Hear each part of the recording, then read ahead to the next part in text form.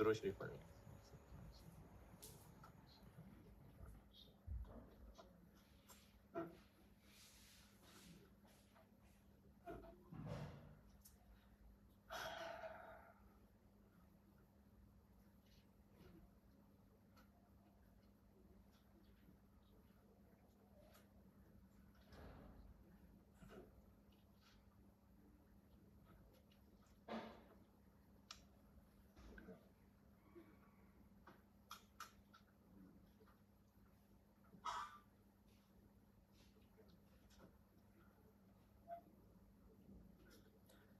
एक सवाल कर रहे थे जी, और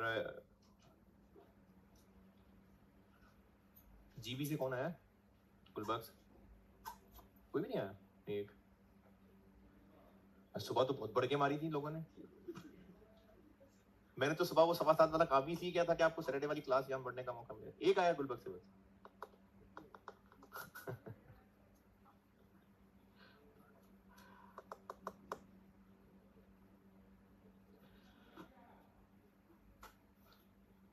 स्प्रिंग 20 कर रहे थे भी सॉल्व, और गुलबर्ग में C11 कर लिया था, लेकिन जीटी में नहीं किया था, तो C11 दोबारा बता रहा हूँ।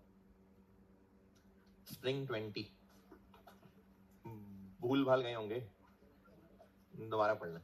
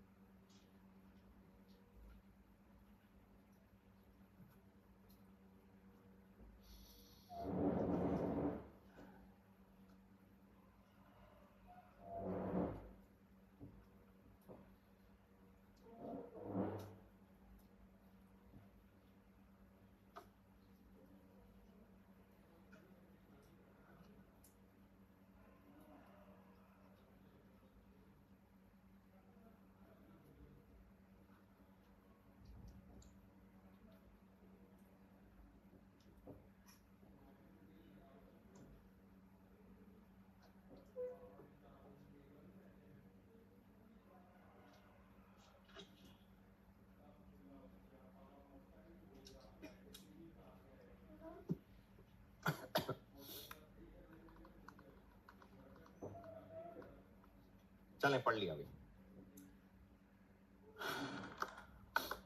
स्टोरी यहां तक पहुंची थी कि हमने डी जिंक बना के देने थे 3500, और उसके लिए रेलिवेंट कॉस्ट कैलकुलेट कर रहे थे। मशीनरी डन, मटेरियल में A2 और A78 डन।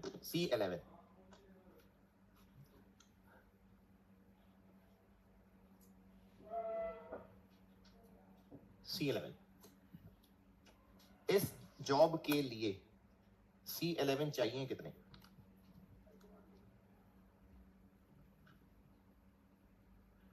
$3500 इंटू 5, 17500।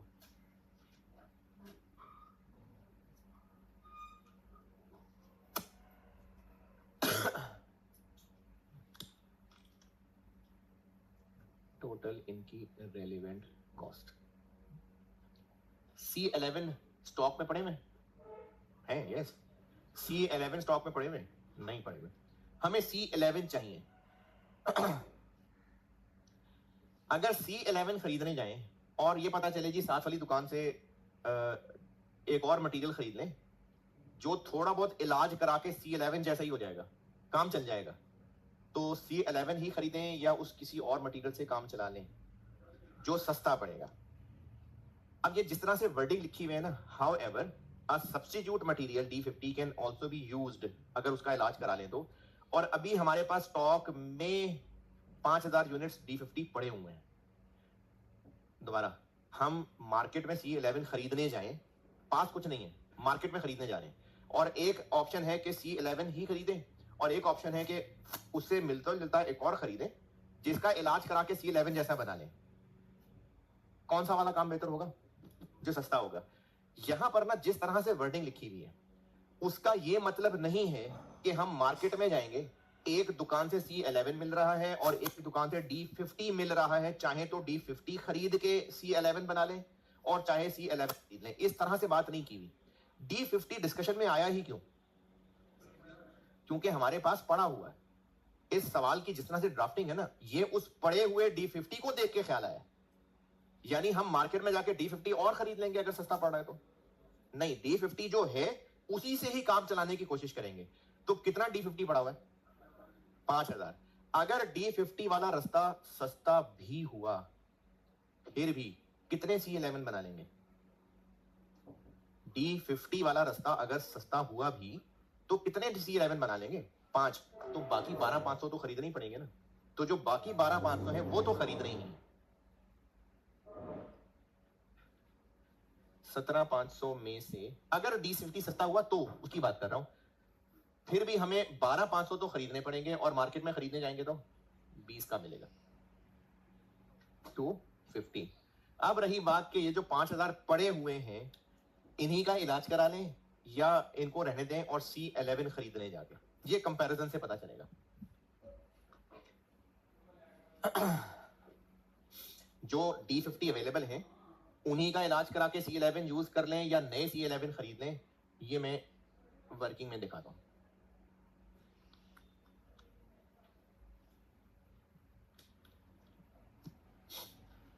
अगर हम C11 खरीदते हैं तो कितने का मिलेगा? 20 का। D50 हमारे पास मौजूद है, पड़ा हुआ स्टॉक के अंदर।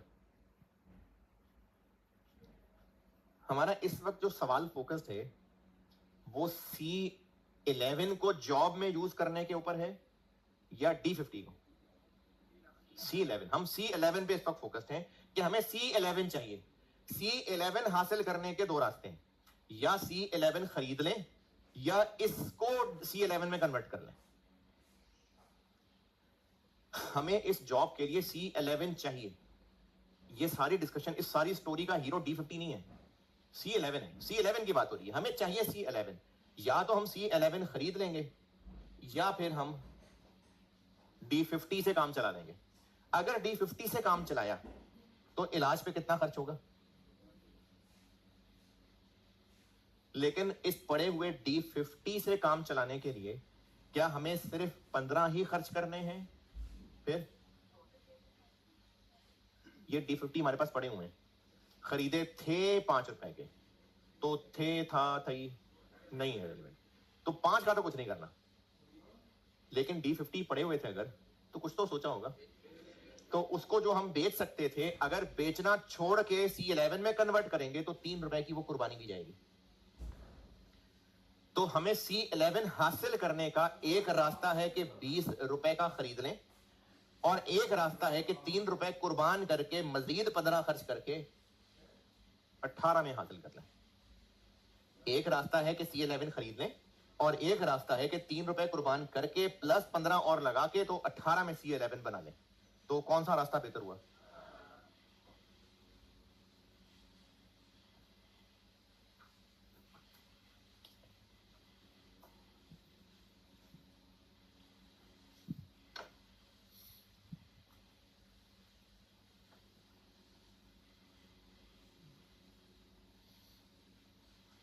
या तो 5000 हम 20 का खरीद लेंगे या फिर D11 को कन्वर्ट करा लेंगे। अगर D11 को कन्वर्ट करवाया तो 3 रुपए कुर्बान करके मजीद 15 रुपए लगाने पड़ेंगे, 90। तो 90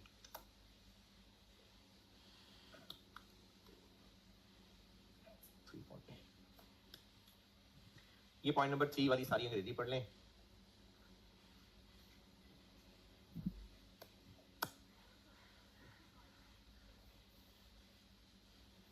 डी के 5000 है तो हाँ हाँ हाँ D50 से हम क्या काम कर सकते हैं? C11 बना सकते हैं। एक D50 से कितने C11 बन जाएंगे? नहीं कुछ बताया ना, तो एक D50 से कितना बन जाएगा? एक C11। तो 5000 D50 पड़े हुए हैं, तो 5000 C11 तो हम वहां से बनाना चेक कर सकते हैं, बाकी तो बहरहाल खरीदने पड़ेंगे।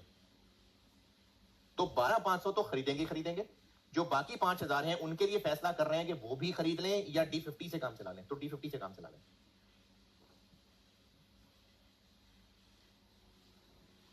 अब पूछे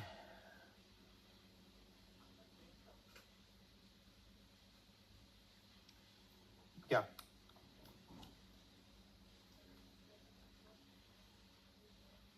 हाँ हाँ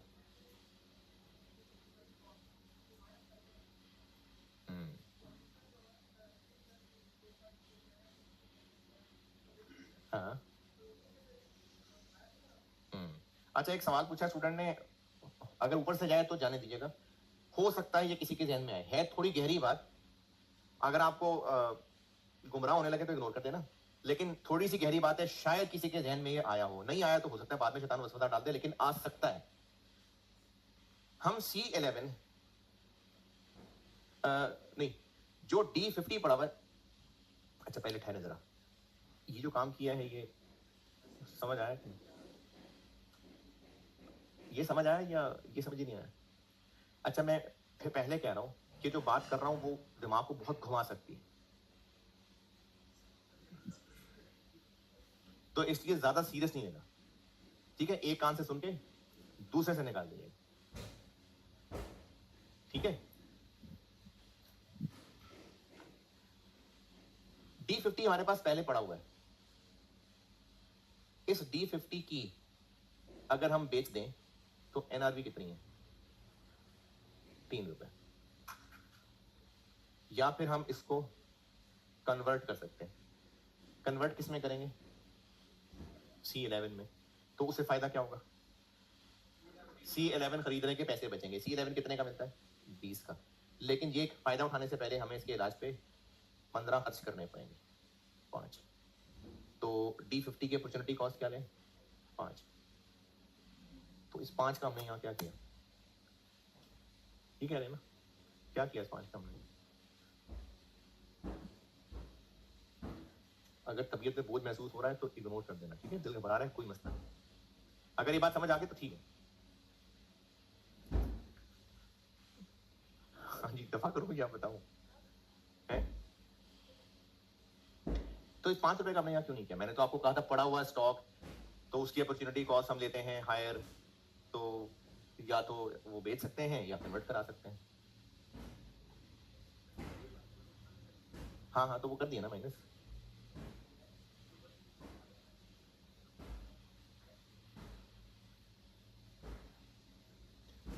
एक बताई थी NRV, एक होती है कन्वर्जन का फायदा, तो जो पहले अपॉर्चुनिटी कॉस्ट में सिखाया हुआ है उसका तो यही जवाब है कि 3 और 5 में से हायर।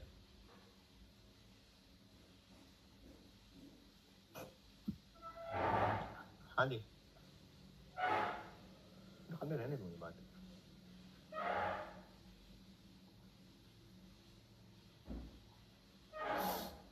अच्छा, एक बड़ा सीरियस सवाल, और इसमें शो मारने की जरूरत नहीं है, अगर सिर्फ 1-2 स्टूडेंट हुए तो मैं इनको क्लास के बाद अलग से बता दूंगा।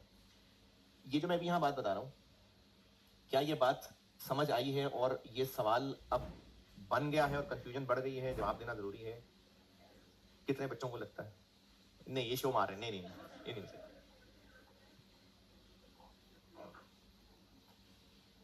चलें फिर बताएं इसका जवाब, मैंने इस 5 को वहां क्यों यूज नहीं किया?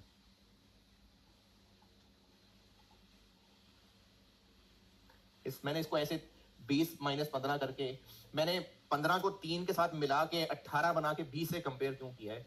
कल तक तो यही कर रहे थे। क्या क्या? शायद सही कहा है।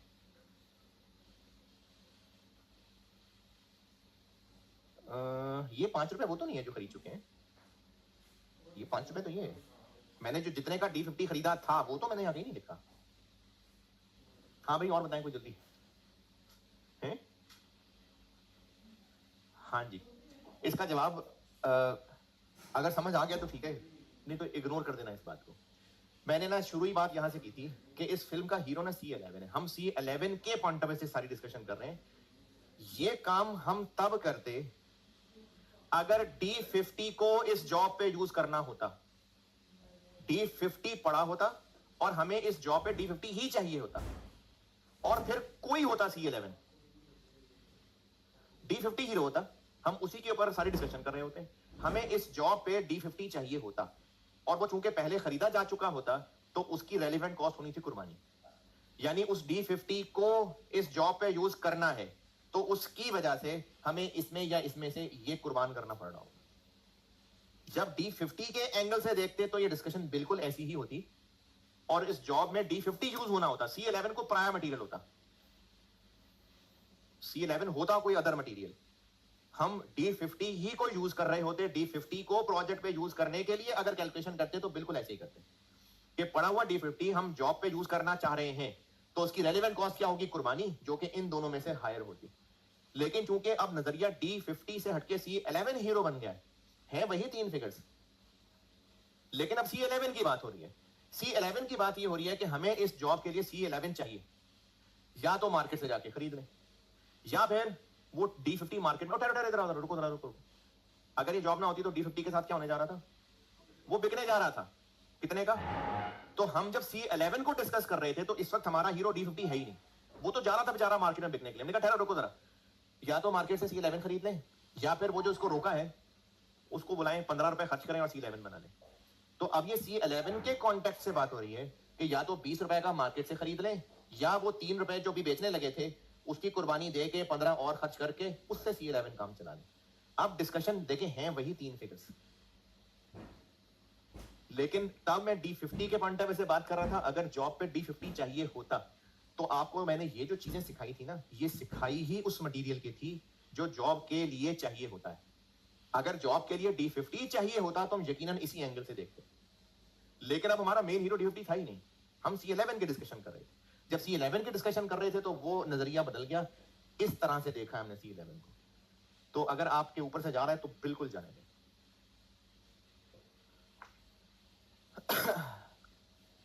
डायरेक्ट मटेरियल ये 3 थे, इन तीनों की रेलेवेंट कॉस्ट निकल आई। उसके बाद क्या है, डायरेक्ट लेबर, और डायरेक्ट लेबर हैं 2 तरह के या 3 तरह के। हाँ जी, डायरेक्ट लेबर, अच्छा चलें ठहरें, अभी आपके लिए ज्यादा रश में से चुनना मुश्किल है तो पहले रश थोड़ा कम कर देते हैं। लर्निंग कर्व लग रहा है कि नहीं लग रहा, किस पे लग रहा है, नहीं सेकंड लग रहा है, अच्छा ओके, मेरा सवाल ही ठीक नहीं है। स्केल्ड, अनस्केल्ड, सेमी स्केल्ड, लर्निंग किस पे लग रहा है, तो इसका मतलब है लर्निंग सवाल में टेस्ट हो रहा है तो उसको तो सॉल्व करना ही करना है, तो स्केल्ड को पहले कर लेते हैं। स्केल्ड लेबर, हमें स्केल्ड लेबर के कितने टोटल आवर्स चाहिए। अच्छा, इस चैप्टर में अभी तक जितने सवाल किए हैं सब में तकरीबन कॉमन बात यह है कि पहले हमें चाहिए होती है टोटल क्वांटिटी कितनी जरूरत है, फिर उसकी रेलेवेंट कॉस्ट ढूंढते हैं, यही कर रहे हैं अब तक। तो हम स्केल्ड की पहले देखते हैं क्वांटिटी चाहिए कितनी, बाद की बात है कि रेलेवेंट कॉस्ट कौन सी लेनी है। पहले ये तो देख लें कि स्केल्ड आवर्स चाहिए कितने, कितने चाहिए। इसके लिए वो लर्निंग टेस्ट कर लिया इसने, तो लर्निंग लगनी है यूनिट्स में कि बैचेस में, है जी बैचेस में, और इसमें लर्निंग रुक रही है, और एक बार एक्स हम लेते थे जो पिछले साल तक हो चुका होता था, वो इसमें नहीं है। क्यों, क्योंकि प्रोडक्ट नया है, तो इसलिए वो पिछला वाला एक्स तो गया, तो एक एक्स वो रह गया जहां लर्निंग रुक जानी है। कहां रुक जानी है, 4 में, और फिर एक एक्स रखना पड़ेगा 3।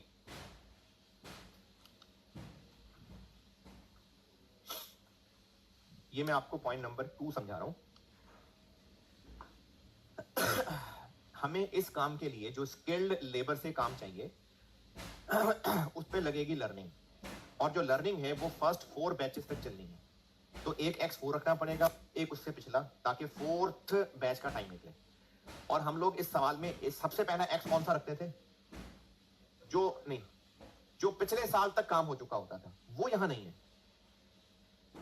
ऐसे भी सवाल कराए मैंने प्रैक्टिस जिसमें कोई नया काम कर रहे थे, तो वो जो पहला x रखते थे जो पिछले साल तक था वो नहीं है, तो पीछे रह जाएंगे 2, एक जहां लर्निंग रुकनी है और एक उससे पिछला।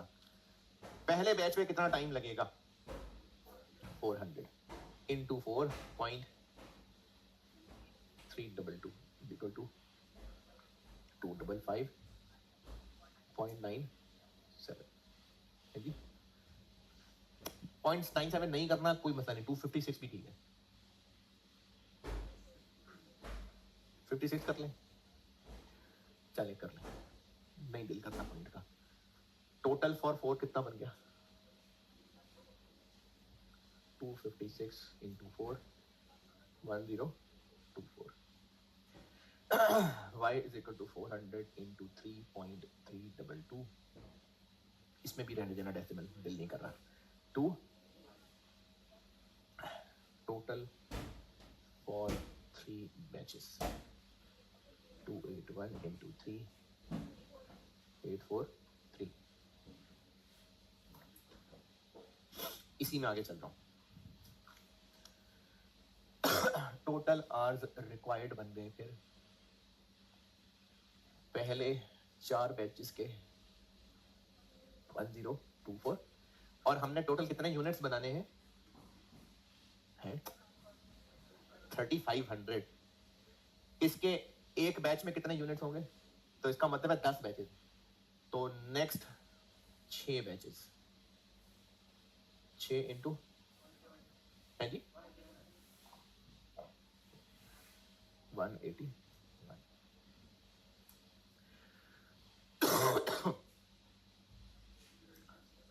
1086 2110, ये आ गए स्किल्ड लेबर के रिक्वायर्ड आवर्स। तो इन सारे सवालों में कॉमन बात ये हो रही है, तकरीबन हर एक में ऐसी हुआ है कि मटेरियल लेबर इसके हम पहले टोटल क्वांटिटी रिक्वायर्ड निकालते हैं, फिर देखते हैं कि इनकी रेलिवेंट कॉस्ट क्या है। तो मटेरियल में भी यही किया है, इसमें भी यही किया है, आवर्स निकला है। अब इन आवर्स की रेलेवेंट कॉस्ट क्या है, पॉइंट नंबर 1, ये वही कहानी शुरू हो रही है जो ऊपर दूसरे पैराग्राफ में थी कि पिछला कस्टमर जो हमें ऑर्डर देके गायब हो गया था, हमने उसके टाइम पे ही स्किल्ड लेबर को हायर कर लिया था, ऊपर दूसरा पैराग्राफ। अब आगे लेबर का पॉइंट 1, ये जो आरएल ने लेबर को हायर कर लिया हुआ था, आरएल हैड हायर्ड, और उनके साथ ये तय हुआ था कि 1000 रुपए पर आर देंगे। अब उनको हायर तो हम कर चुके हुए थे, और अब जब हायर कर चुके थे तो हो सकता है उनसे कोई और काम करा लें, और काम अगर बेशक करवा भी लिया तो अगर ये डीजिंग ना बना सके तो वो 200 घंटे फारिग बैठे रहेंगे, और उनको हमें आधे पैसे यानी 500 रुपए फिर भी देने पड़ेंगे।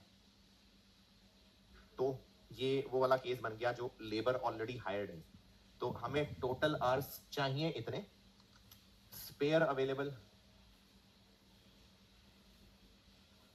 तो हमें जो मजीद इनसे काम लेना पड़ेगा 1910, ये हमें इनसे ओवर टाइम चाहिए होगा। तो टोटल रेलिवेंट कॉस्ट बन गई, जो स्पेयर अवेलेबल है उसकी रेलिवेंट क्या है, आधा बिठा के इनको खिलाना था, तो बाकी आधा यानी 200 घंटे इंटू 500 रुपए 1 लाख, और ये जो हमने उनसे ओवर टाइम 1910 लेने हैं, ये कितने रुपए में कर देंगे है जी, ये पूरा 1000 में करके देंगे।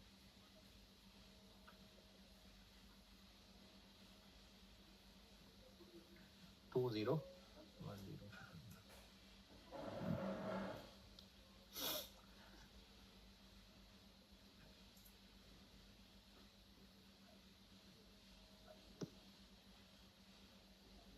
हाँ, अच्छा चलें वो सारी 200 घंटे थे, चले यानी हमने उनको 200 घंटे के लिए हायर किया।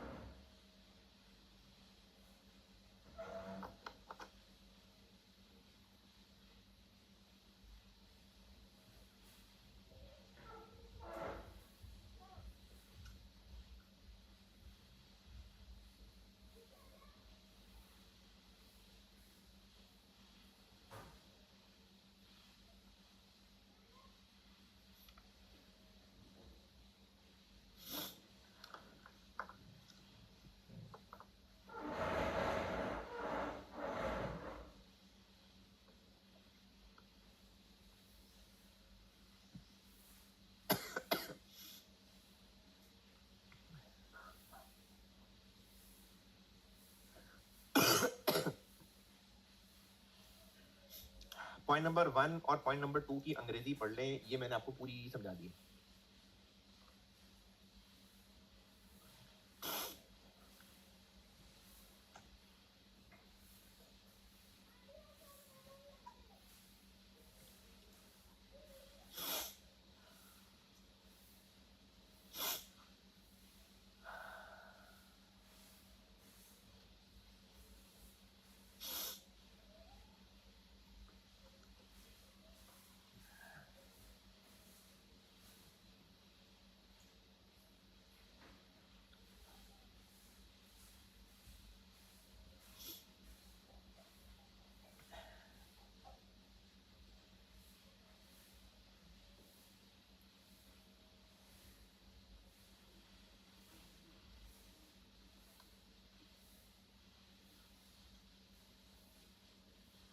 बच कैसे गया?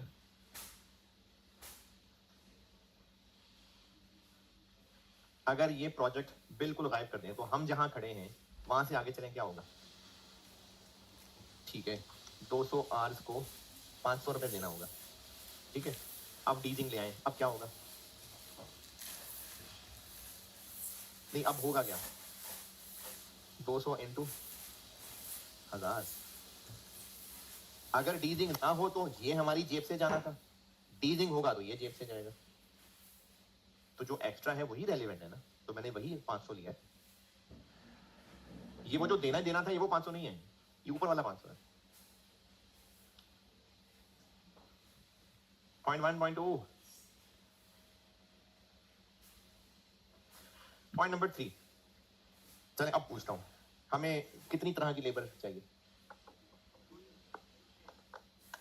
हमें एक स्किल्ड चाहिए और एक सेमी स्किल्ड चाहिए, अनस्किल्ड नहीं हमें चाहिए, हमें सेमी स्किल्ड चाहिए।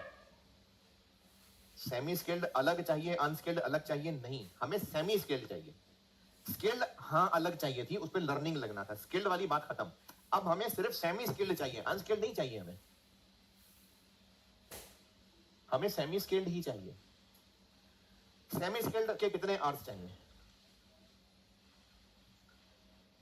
टोटल आवर्स रिक्वायर्ड 3500 यूनिट्स है, इंटू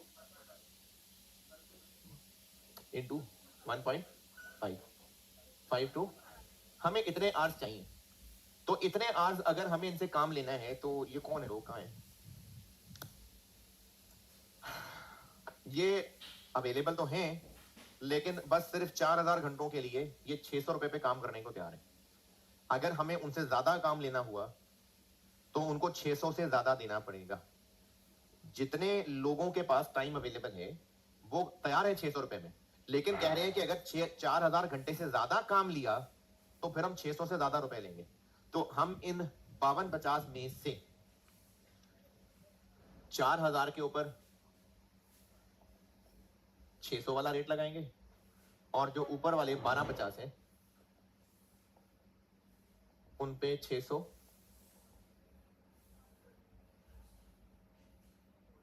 24 00 000 11 25 000। हाँ जी, 35 25 000। हमें जो काम करवाना है वो सेमी स्किल्ड लोगों से करवाना है, वो इतने पैसों में करके देंगे। लेकिन हमें किसी सियाने ने मशवरा दिया कि आप जो आर्टिकल कंप्लीटेड ढूंढ रहे हैं, कैफ पास ढूंढ ले, उसे भी काम चल जाएगा। वही काम जो इन लोगों ने करके देना था वो अनस्किल्ड लोग भी कर देंगे, बस सर पे एक उनका बड़ा लाना पड़ेगा उनके ऊपर, उनको वो काम सिखाएगा। तो जब काम सिखाएगा तो वो अच्छा काम कर लेंगे। अब इसमें हमारे पास इसी के मुकाबले पे ये ऑप्शन है। ऐसा नहीं है कि सेमी स्किल्ड वर्कर अलग चाहिए और अनस्किल्ड अलग चाहिए। अल्टरनेटिवली पॉइंट 3 के अंदर जब सेमी स्किल्ड की पूरी कहानी हो गई 2-3 लाइनें, तो उसके बाद लिखा हुआ है अल्टरनेटिवली, यानी इसकी जगह ऐसा नहीं है कि सेमी स्किल्ड भी चाहिए और अनस्किल्ड भी चाहिए। इनकी जगह अगर हमने अनस्किल्ड लोग लगाए तो वो कितने आवर्स ले जाएंगे? वो इन लोगों से 300% यानी 3 गुना टाइम ले जाएंगे। 15 ये इतने आवर्स ले जाएंगे। और इतने आर्स के ये लोग पैसे कितने लेंगे? 200 रुपए पर आर, तो 15750 इंटू 200, 3150 एक और ऑप्शन भी, अगर हम इन्हीं लोगों की ट्रेनिंग करवा दें तो फिर जो वो टोटल आवर्स लेंगे वो 5250 से 250% यानी 2.5 गुना टाइम लेंगे, 1125। फिर वो इतने आवर्स लेंगे और इतने आवर्स के उनको पैसे कितने देने पड़ेंगे?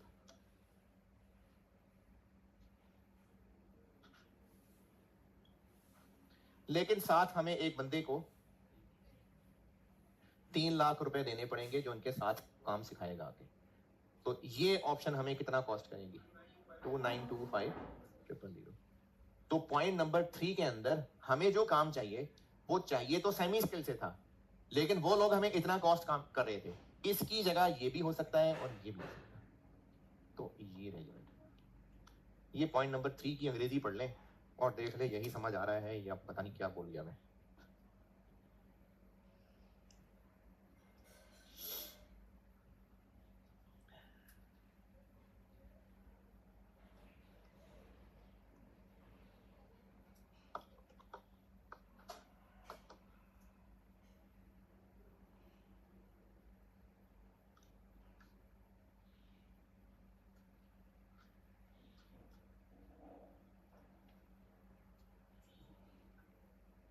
जी 1500 आवर्स क्या है? अच्छा, ये जो 1500 आवर्स हैं वो कह रहे हैं कि ये जो सेमी स्किल्ड वाले लोग थे कि हम ओवर टाइम लगाने को तैयार हैं, लेकिन वो भी 1500 घंटे, उससे ज्यादा टाइम नहीं है हमारे पास, तो हम नहीं लगवा रहे उनसे 1500।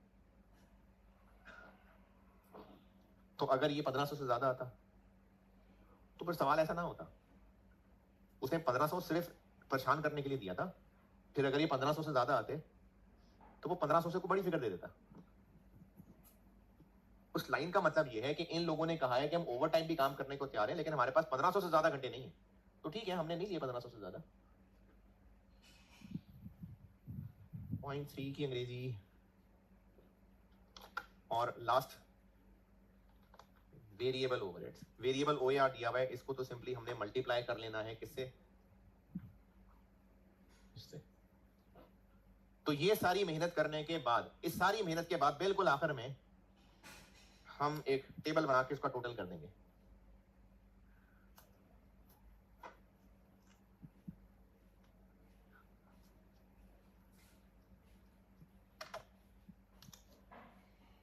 मिनिमम प्राइस, सवाल की रिक्वायरमेंट थी ना ये, तो मिनिमम प्राइस।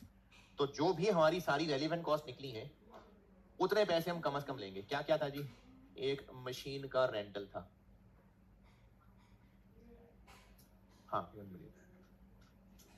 फिर एक मटेरियल AA2 था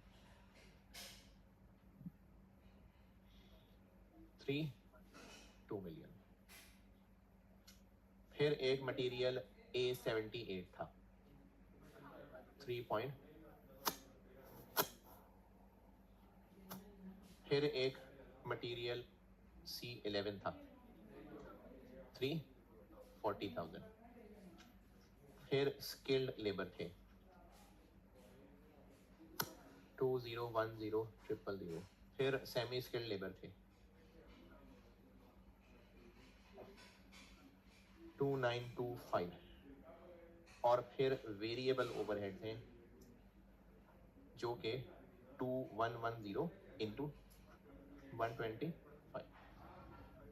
263,750।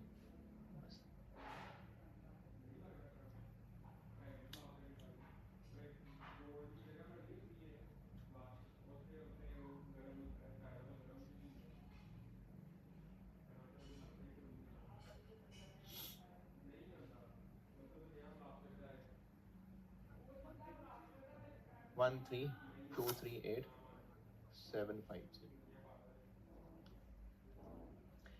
लें जी, इतना सा सवाल था।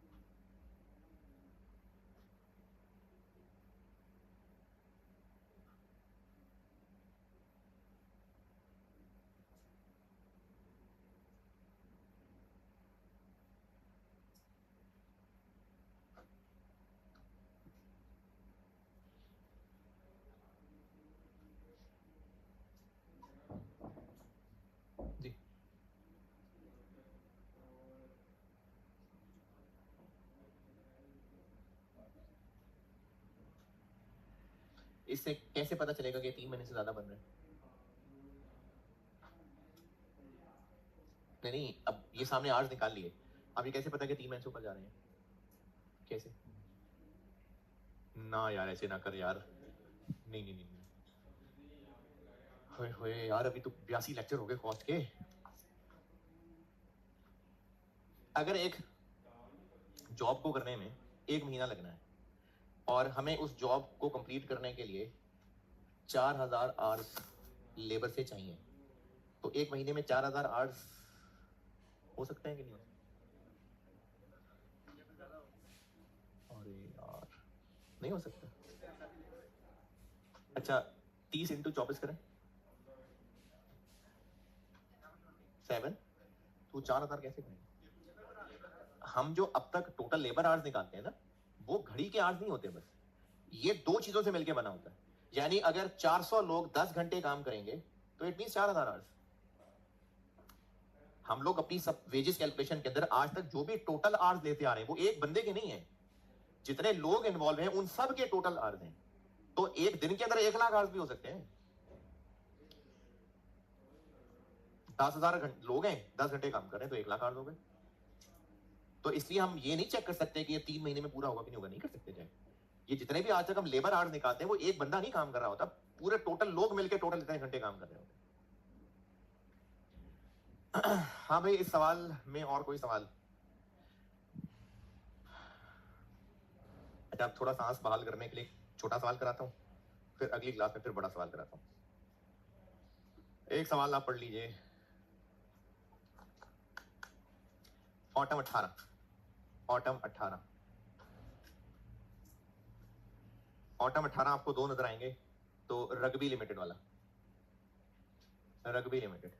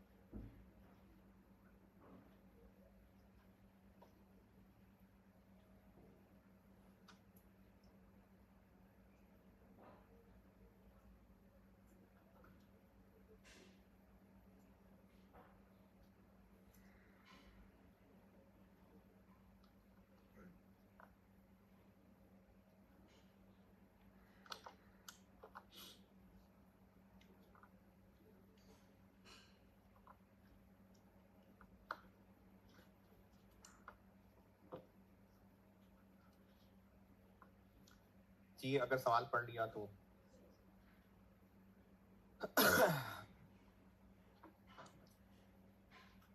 कैसे पता इस टॉपिक का सवाल है? नहीं पता लग रहा। रिक्वायरमेंट पढ़े, कैलकुलेट, तो रिक्वायरमेंट से पता चल रहा है calculate the expected relevant cost, तो इससे पता चल रहा है P1 एक्स्ट्रा की रेलेवेंट कॉस्ट पर यूनिट निकालनी है, और कॉस्ट गैप है तो ये वो टारगेट कॉस्टिंग वाला। तो इस टॉपिक का सवाल है, ये रिक्वायरमेंट की वर्डिंग से पता चल रहा है। इस सवाल में मुश्किल बात बस ये थी कि ये पॉइंट 1 की अंग्रेजी ही नहीं समझ आई। अगर आ गई तो बहुत अच्छी बात है। एक प्रोसेस है जिससे आउटपुट होता है B1 एक्स्ट्रा, ये इस प्रोसेस का प्रोडक्ट है। इस B1 एक्स्ट्रा को बनाने के लिए, और ये मैं एक यूनिट की बात कर रहा हूं, एक B1 एक्स्ट्रा बनाने के लिए जो इनपुट लगता है वो 2 kg मटेरियल X लगता है, जो कि मिलता है 520 पर kg का। फिर इसके अलावा इस प्रोसेस में लेबर के कितने आवर्स लग जाते हैं? 1.5। तो B1 एक्स्ट्रा बनाने के लिए जो प्रोसेस भी चलता है उसमें 1.5 घंटे लेबर के लगते हैं और 2 किलो मटेरियल X लगता है। और ये इस चैप्टर में, हाँ, शॉर्ट टर्म डिसीजन मेकिंग में ये हो नहीं सकता कि वेरिएबल ओवरहेड्स ना लगे। वेरिएबल ओवरहेड्स लगेंगे, अब वो आपको दिए ही नहीं हुए। तो पॉइंट नंबर 4 का डाटा इसलिए दिया है ताकि वहां से हाई लो मेथड लगाएं और वेरिएबल ओवरहेड निकालें। हमें कोई भी जॉब करनी है तो मटेरियल लेबर कल के फुल स्टॉप नहीं लगेगा, वेरिएबल ओवरहेड्स लगेंगे ही लगेंगे। तो वेरिएबल ओवरहेड्स हमेशा रेलेवेंट होते हैं। तो मटेरियल है, लेबर है, लेकिन वेरिएबल ओवरहेड भी निकालने पड़ेंगे। अच्छा, यहां तक तो बात ठीक है, लेकिन जो थोड़ी सी मुश्किल चीज है वो ये है कि हमें एक्स इधर इनपुट करना है, लेकिन हमें एक आइडिया आया है कि हम क्यों ना एक्स की जगह वाई इधर इनपुट कर लें। लेकिन वाई एक B1 एक्स्ट्रा बनाने के लिए 2 किलो लगेंगे, 2.5 kg लगेगा। ये 2 किलो लगता है फॉर 1 यूनिट, ये 2 की बजाय 2.5 किलो लगेगा फॉर 1 यूनिट। अब हमने इसमें से ये देखना है कि y या x। तो x तो इतने रुपए का मिलता है, y हमें एक और प्रोडक्शन प्रोसेस से गुजार के बनाना पड़ता है, और इससे जो 1 किलो y बनता है, 1 kg y, ये हमें 2.5 किलो चाहिए, लेकिन 1 किलो y बनाने के लिए जो इनपुट लगता है, होगा कोई मटेरियल, वो 300 रुपए का लगता है, और उसके अलावा लेबर के 0.5 आर लगते हैं। अब ये और है और ये और है, वो वाई बनाने का कोई प्रोसीजर है। अब हमें अगर ये फैसला करना है कि इसमें एक्स डालना है या वाई, तो हमें एक्स और वाई में से कंपेयर करना पड़ेगा। और एक्स की कॉस्ट तो ये है, वाई की कॉस्ट ये भी है, ये भी है, ओवरहेड्स भी हैं, लेकिन ये 1 किलो वाई की कॉस्ट है। हमें उसको 2.5 से मल्टीप्लाई करके, इसको 2 से मल्टीप्लाई करके फिर कंपेयर करना पड़ेगा। ये ना मैंने सारी पॉइंट 1 की कहानी निकाली। पॉइंट 1 की अंग्रेजी पढ़ के देख लें, है जी। वो हम जब पूरे टोटल B1 एक्स्ट्रा की कैलकुलेशन करने लगेंगे, क्योंकि हमने कितने B1 एक्स्ट्रा बनाने, 10,000, और जब उसने रेलेवेंट कॉस्ट पूछी है तो हमें टोटल 10,000 यूनिट्स की कैलकुलेशन करते हुए ये आइडल आवर्स को भी इस्तेमाल करना पड़ेगा। तो इस सवाल को ना 2 तरह से सॉल्व किया जा सकता है। जो पीछे सोल्यूशन मैंने बनाया है वो टोटल्स ही x और टोटल ही y निकाले और उनको कंपेयर किया है। एक वो भी वैरायटी दिखा देता हूं, और मैं अभी बोर्ड पे करते हुए एक B1 एक्स्ट्रा के लिए x और एक B1 एक्स्ट्रा के लिए y, इनका कंपैरिजन दिखा देता हूं, दोनों वैरायटियों से दिखा देता हूं। पहले मैंने आपको भी ना ये सारी कहानी पॉइंट 1 समझाने के लिए बताई, तो पॉइंट 1 की अंग्रेजी पढ़ लें और इस कहानी में कोई सवाल है तो बताएं। हाँ जी।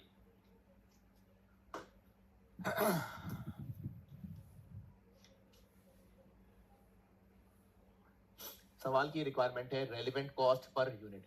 तो पहले हमें total relevant cost for 10,000 B1 extra निकालनी पड़ेगी।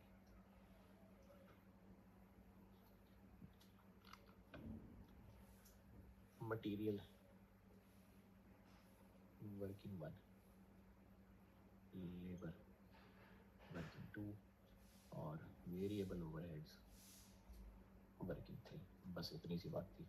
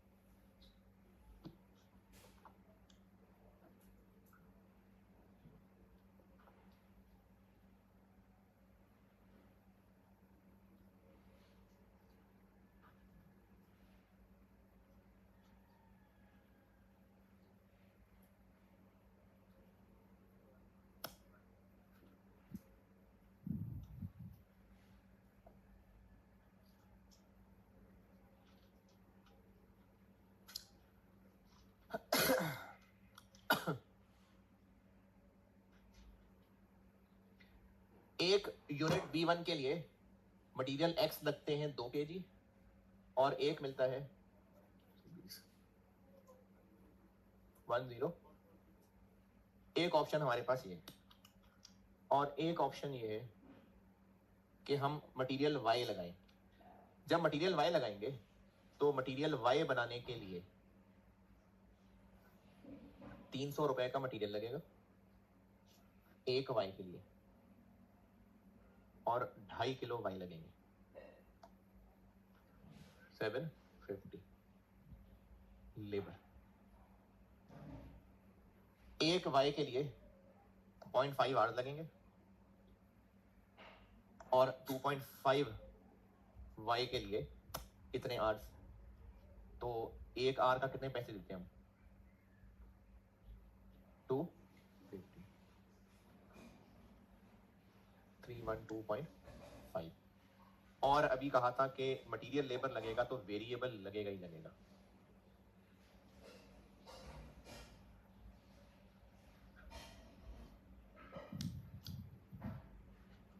जी जी पूछे। नहीं अभी मैं चूंकि सिर्फ ये चेक कर रहा हूं कि एक B1 बनाना इस रास्ते से बेहतर है कि इस रास्ते से बेहतर है। आइडल तो हम देते हैं ना जब हम किसी काम की टोटल रेलेवेंट कॉस्ट निकाल रहे हो। अभी तो मैं सिर्फ ये चेक कर रहा हूं कि B1 बनाने के लिए ये बेहतर है कि ये बेहतर है। अच्छा अब इसको ना टोटल से कर सकते हैं। मैंने सोल्यूशन टोटल की बेस पे बनाया हूं। मैंने पूरे 10,000 बीजा बना B1 बनाने की X के रास्ते से निकाली, उसमें बिल्कुल आइडल आवर्स वाला कॉन्सेप्ट लिया और फिर दोबारा 10,000 B1 बनाने के लिए Y वाला रास्ता निकाला। तो मैंने टोटल से भी प्रेजेंट किया हुआ है, लेकिन वो बाद में तसल्ली से हस्बे तौफीक देख लेना। अभी इस वक्त हम ये बात कर रहे हैं कि एक B1 बनाने का कौन सा रास्ता बेहतर है।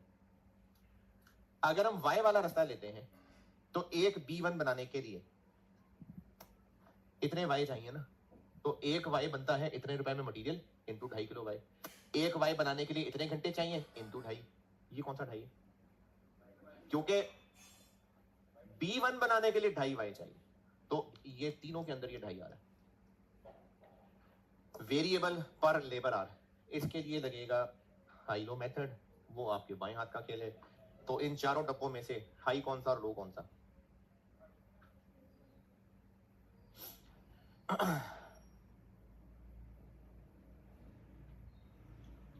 जी हाई कितने आर्स हैं 174,000 और इनकी कॉस्ट 58280000। लो 165696000। तो डिफरेंस हो गया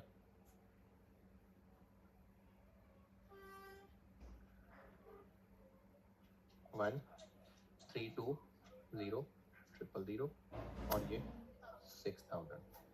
तो हमें ये 220 ही चाहिए था, हमें बी चाहिए था।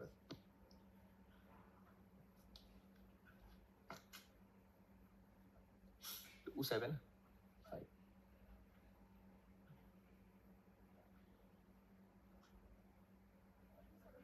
1337 पॉइंट।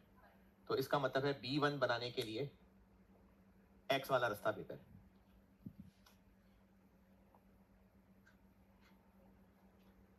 तो 10,000 B1 बनाने के लिए 1040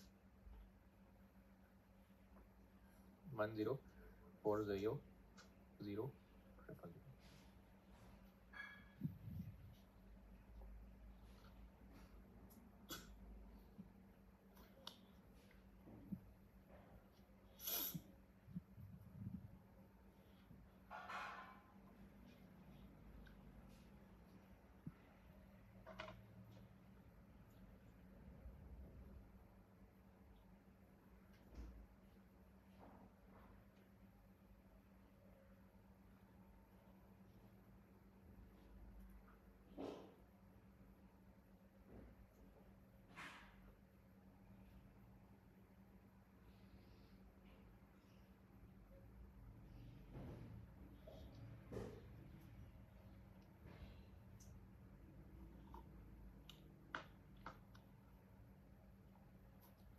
हमें टोटल लेबर आवर्स चाहिए कितने? 10,000 इंटू 15,000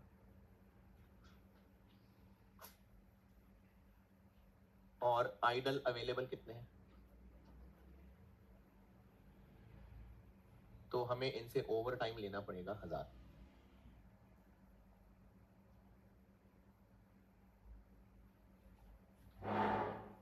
फारिग बिठा के कितने पैसे देने थे? 50%। तो उनका वेज रेट कितना है? 250। तो इसका मतलब है फारिग बिठा के उनको 250 तो देने ही थे। तो अब वो जो ऊपर वाला 250 है वो रेलिवेंट है। और ओवर टाइम के लिए क्या कहते हैं वो लोग? 250 नहीं, सॉरी 125। जी, ओवर टाइम के लिए वो कहते हैं कि हमें 250 का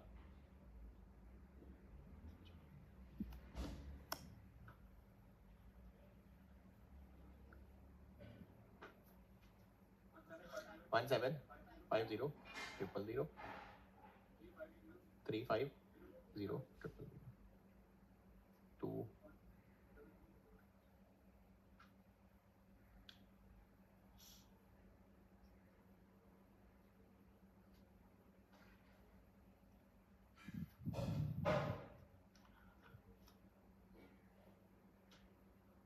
और ये वर्किंग फ्री एम ही कह दी 220 इंटू 15,000। जी अच्छा, अगर हम लोग वाई सस्ता लेते, यानी वाई सस्ता होता, तो फिर नहीं, ये तो बहुत जबरदस्त जवाब है, वाई ले लेते, लेकिन शाबाश, बिल्कुल सही जवाब है, फिर हम वाई ले लेते। लेकिन कॉस्ट कैसे निकालते हैं? फिर हम लोग ये जो लेबर ले रहे होते, ये फिर टोटल आवर्स पे जाना पड़ता। यानी हमें कंपैरिजन की हद तक तो ये ठीक है, लेकिन अगर वाई जीतता तो फिर हम लोग ना ऐसे कर रहे होते कि ये गायब हो जाता, ये चीज सारे हो जाती, फिर ये लाइन हमें मटेरियल लेना पड़ता, ये 750 इंटू 10,000, और इसके जो आर्स चाहिए ये हमें इनके साथ मिलाने। ये तो चाहिए होते, वो भी चाहिए होते, फिर वो हम यहां काउंट करते हैं। नहीं, ये 1.5 घंटा और था, ये आधा घंटा और था, फिर इसको भी साथ मिलाना पड़ता। नहीं, मटेरियल के अंदर कैसे ऐड कर सकते, रेट और है उसका और है। इसीलिए ना मैंने जो सोल्यूशन पीछे किया हुआ है वो आप जब देख लें, कभी दिल किया किसी का तो कोई नहीं करना, लेकिन किसी का दिल किया तो मैंने इसको टोटल्स की बेस पे सॉल्व करके दिखाया। ये क्या किया मैंने? 15,000 चाहिए और 220 पर आ रहे हैं।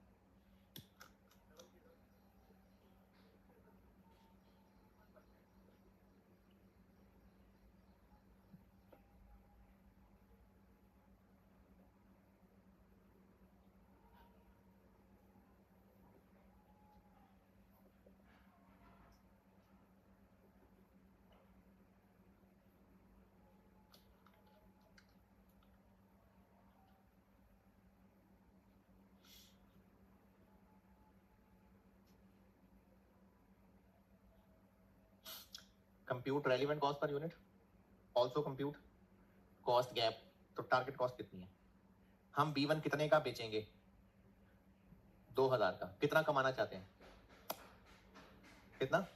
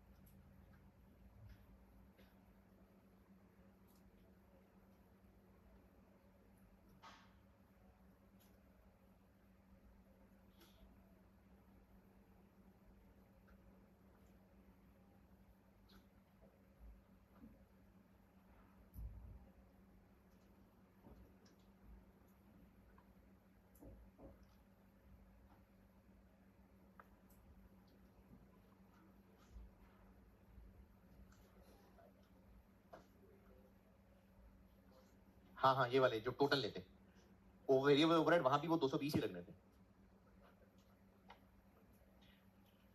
अगर वाई जीतता तो ये रेस तो यहीं फारिग हो जाती, बस वाई जीत जाता। अब जब वाई जीत जाता तो हम लोग वो उधर आंसर, वो उधर मटेरियल में लेते 10,000, 300 इंटू 2.5 kg, क्योंकि एक बीटा के लिए 2.5 किलो वाई और उस 2.5 किलो वाई के लिए इतना मटेरियल, तो मटेरियल उस 10400 की जगह ले आता। और हम लोग जो लेबर निकालते, हम टोटल रिक्वायर्ड आवर्स में 0.5 इंटू 2.5 किलो प्लस 1.5 फिर इंटू 10,000।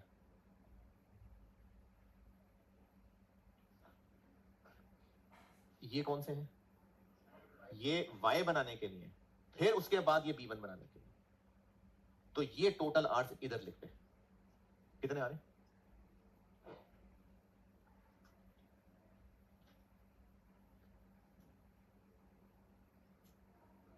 27, फिर 27,500 यहां आते, ओवर टाइम 13,500 आता, और वेरिएबल ओवरहेड्स हम यहां 220 इंटू 27,500 लिखते हैं। तो वो शुक्र है कि एक्स सस्ता निकला है। चलो जी मगरिब पढ़ लें, फिर 83 करते हैं।